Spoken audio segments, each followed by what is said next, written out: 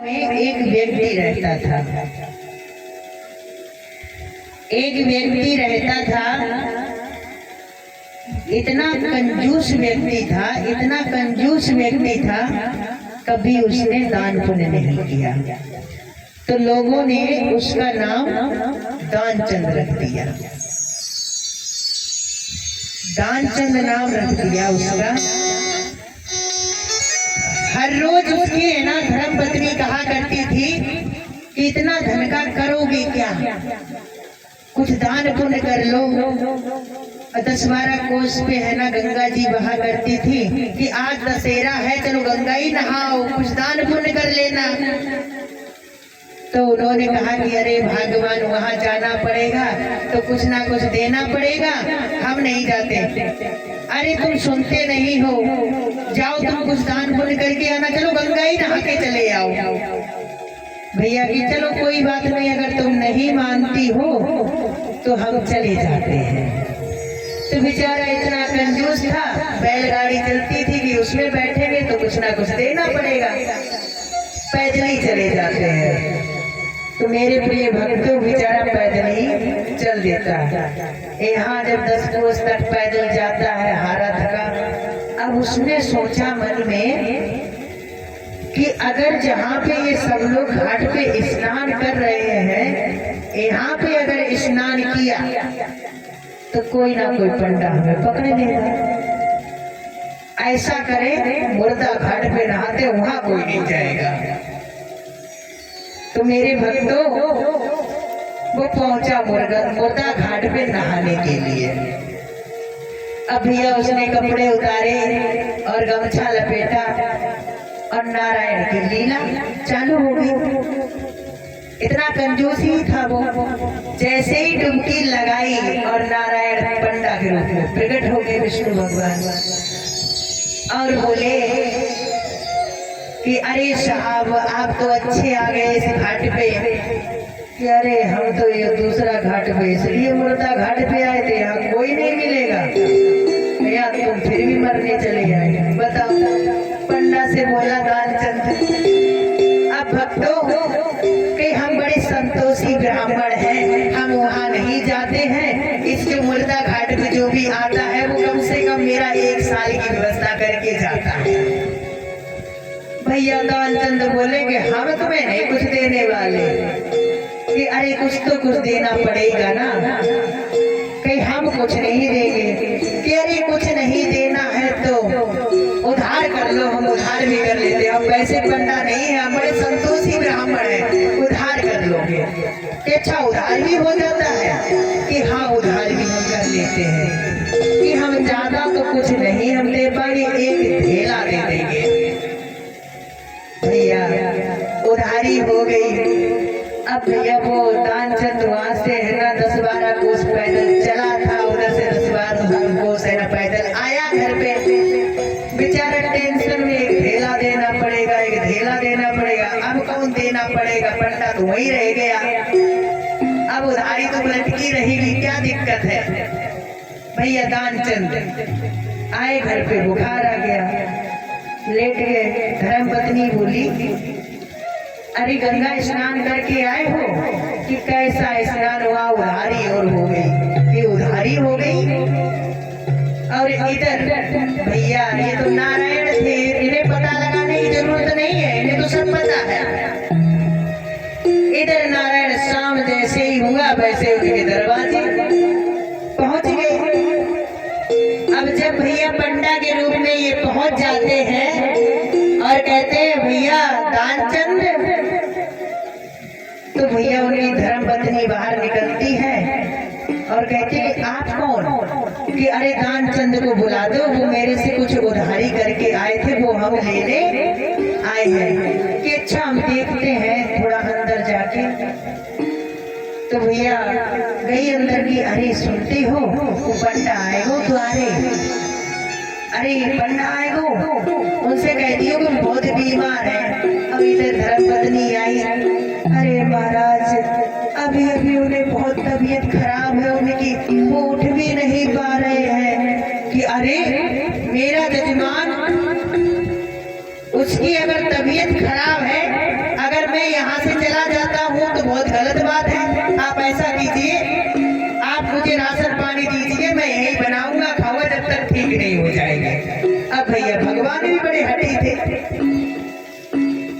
अब मेरे प्रिय भक्तों कि अरे स्वामी जी, वो पंडा जी कह रहे हैं कि यहाँ पे हमें राशन पानी दीजिए, हम एक ठोकेंगे खाएंगे, लेकिन जब तक ठीक नहीं हो जाएंगे तब तक नहीं जाएंगे। कि अरे आप ये बताओ, दानचंद अपनी पत्नी से बोला, मुझे ये बताओ आप मुझे कितना प्रेम करते हैं। अरे स्वामी, हम तो आपको बहुत प्रेम करते हैं।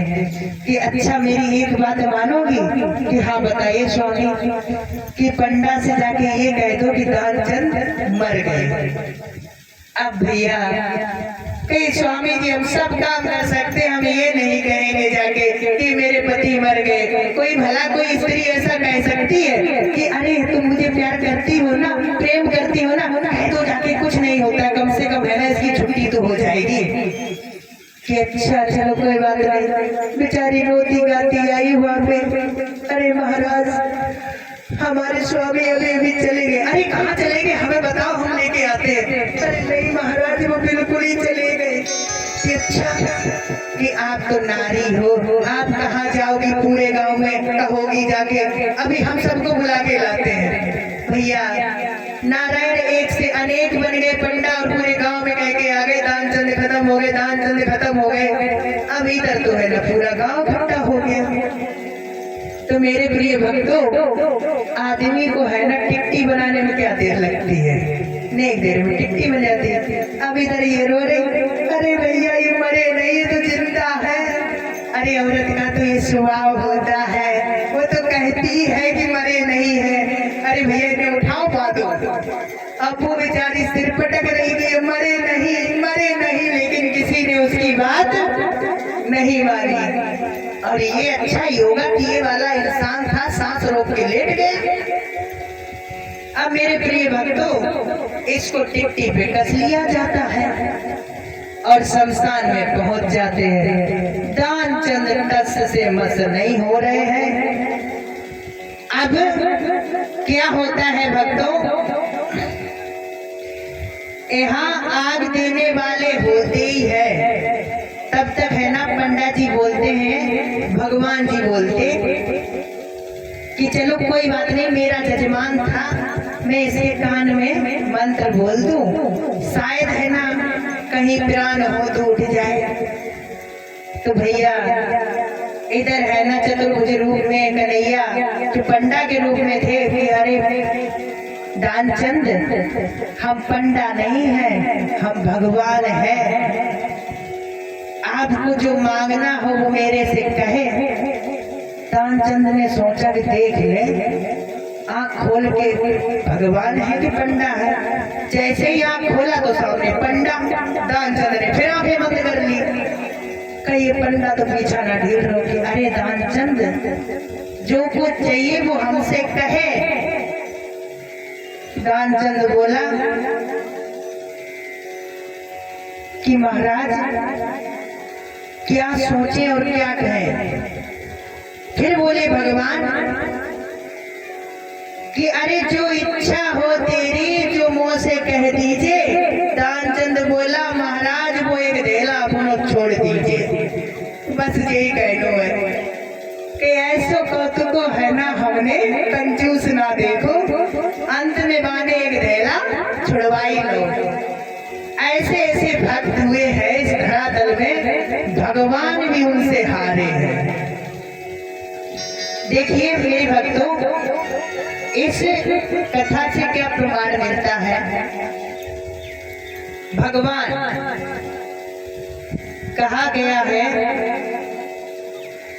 भक्त सबसे सर्वप्रथम आता है।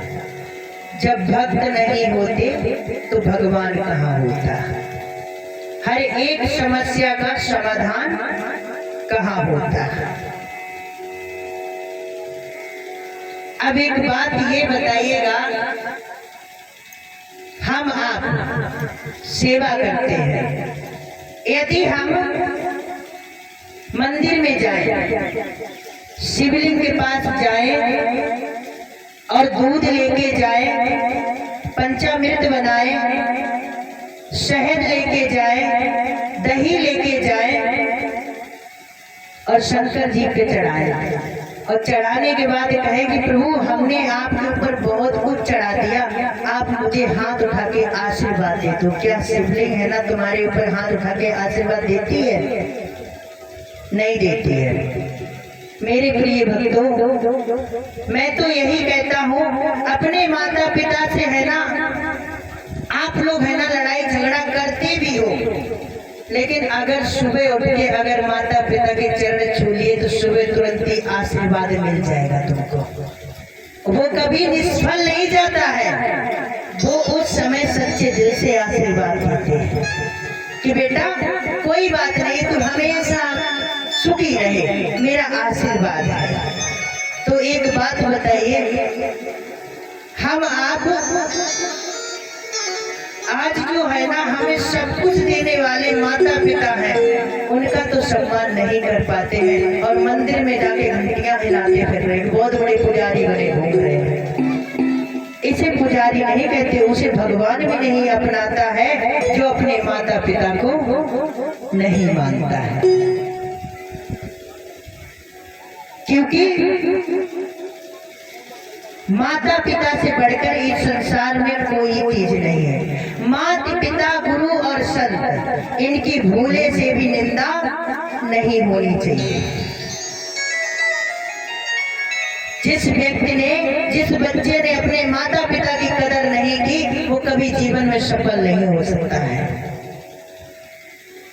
क्योंकि कहा गया है कि पहले का लड़का हुआ है, पुत्र हुआ है, संतान हुई है, जिसे श्रीवण कहा गया, जिसने अपने माता पिता को कंधे पे धर के चारों धाम यात्रा करवाई। एक भजन में भी कह दिया गया है, मैं ज्यादा नहीं थोड़ी अंतरा सुना रहा हूं आप लोगों को। पहले के श्रीवण माता पिता की कांधे कांवर धारी रहे, आज के श्रीवण माता पिता को देख ठोकर मार रहे, आज के श्रीवण माता पिता को देख ठोकर मार रहे। पहले के श्रीवण माता पिता की, पहले के श्रीवण माता पिता की कांधे कांवर धारी रहे, आज के श्रीवण माता पिता को देख ठोकर मार रहे, आज के श्रीवण माता पिता को ठोकर मार रहे।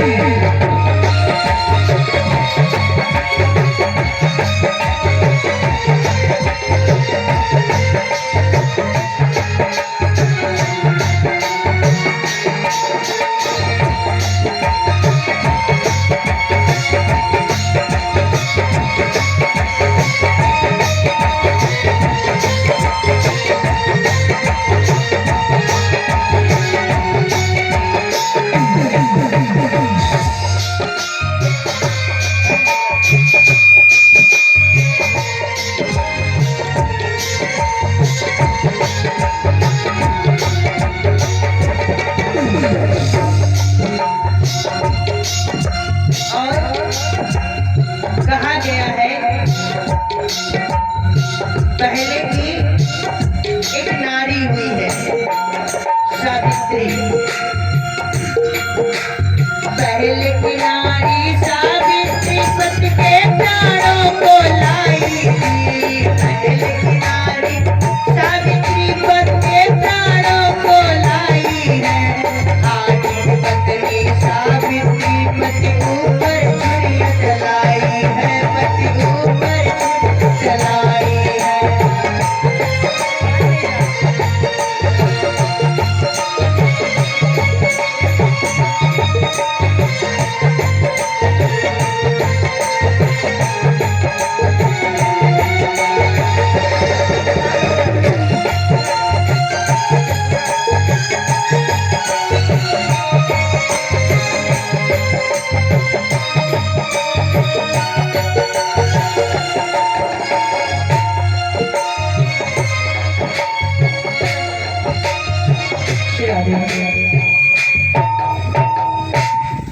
सेटिंग गड़बड़ है सर, कुछ हमें कुछ समझ में नहीं आ रहा। ना बैकग्राउंड मिल रहा, ना म्यूजिक मिल रहा, कुछ भी नहीं मिल रहा। मेरी आवाज़ खुद नहीं मिल रही है मुझे।